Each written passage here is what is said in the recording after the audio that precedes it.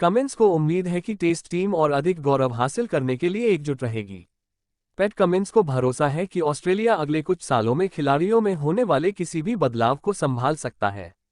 उन्हें उम्मीद है कि उनके कप्तान रहते हुए उनकी टेस्ट टीम के ज्यादातर खिलाड़ी एकजुट रह सकते हैं, क्योंकि आने वाले समय में उन्हें भारत और इंग्लैंड के खिलाफ लगातार 2 घरेलू मैच खेलने हैं।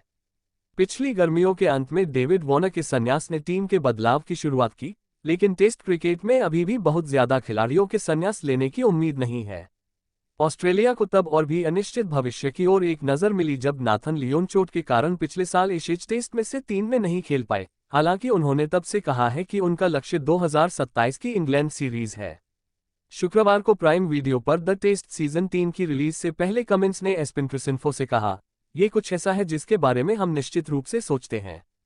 मुझे लगता है कि हम भाग्यशाली हैं कि सभी ने हमारी उम्मीद से कुछ साल ज्यादा खेला है।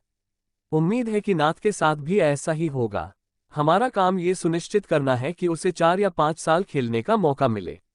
हम उसे टेस्ट मैचों के लिए तैयार करने के लिए हर संभव कोशिश करते हैं। उसकी उम्र में ये सब उसके शरीर पर निर्भर करता है। यही उसकी सबसे बड़ी बाधा होगी, इसलिए यह इस बारे में होगा कि हम उसकी जितनी मदद कर सकते हैं करें और वह खुद की मदद कर सके, जैसा कि जिमी एंडरसन ने किया था। टेस्ट टीम की उम्र को देखते हुए न्यूजीलैंड के खिलाफ पिछले मैच में केवल मार्नस लाबुशेन और कैमरन ग्रीन ही 30 साल से कम उम्र के थे। चुनौती यह सुनिश्चित करना होगी कि बड़े पैमाने पर खिलाड़ी टीम से बाहर न हो, खासकर गेंदबाजों के बीच। वनडे और टी20 टीमों का निर्माण विश्व कप चक्रों के आसपास होता है, इसलिए आगामी टी20 विश्व कप के बाद बदलाव की शुरुआत होने की संभावना है।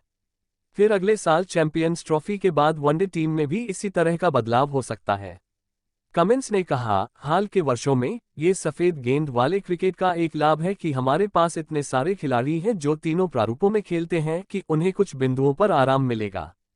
सफेद गेंद वाले क्रिकेट में हमने युवा खिलाड़ियों को उभरते हुए देखा है, इसलिए बड़े टूर्नामेंट या टेस्ट मैच आते हैं, उन्हें पहले से ही कुछ अनुभव मिल चुका होता है और उम्मीद है कि इससे बदलाव थोड़ा और सहज हो जाएगा। पिछला साल ऑस्ट्रेलिया के लिए काफी सफल रहा, जिसमें विश्व टेस्ट चैंपियनशिप WTC का खिताब, एशेज को बरकरार रखना और वनडे विश्व कप जीतना शामिल है, जिनमें से पहले 2 का द टेस्ट में वर्णन किया गया है। हालांकि अंत में इंग्लैंड में 2-0 से आगे होने के बावजूद एशेज सीरीज जीतने में असमर्थ होने के कारण एक चूके हुए अवसर की भावना है, क्योंकि उस टीम के कई सदस्यों के 2027 में वापस आने की संभावना नहीं है।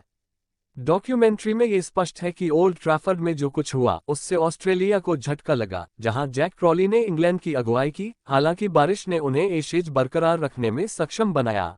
हाँ, ये कठिन था, कमिंस ने कहा। लेकिन पीछे मुड़कर देखें तो उन्होंने हेडिंग्ले में पहले हुए मैच को चुना, जिसमें इंग्लैंड ने 3 विकेट से जीत दर्ज की थी, जहां उन्हें फिर से अपना मौका मिलना चाहिए था। मुझे लगता है कि शायद हेडिंग्ले हमसे दूर हो गया था, उन्होंने कहा। मैनचेस्टर में हम पूरी तरह से हार गए, कुछ भी हमारे पक्ष में नहीं गया, लेकिन लगता है कि लीड्स में हमारे पास अवसर थे।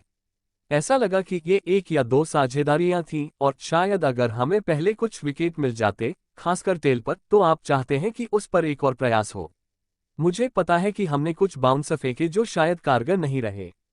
उस पल में आपको लगता है कि विकेट जितना संभव हो सके उतना सस्ते में लेने का यह आपका सबसे अच्छा तरीका है, और ये लॉर्ड्स में 1 हफ्ते पहले कारगर रहा, लेकिन हेडिंग्ले में कारगर नहीं रहा।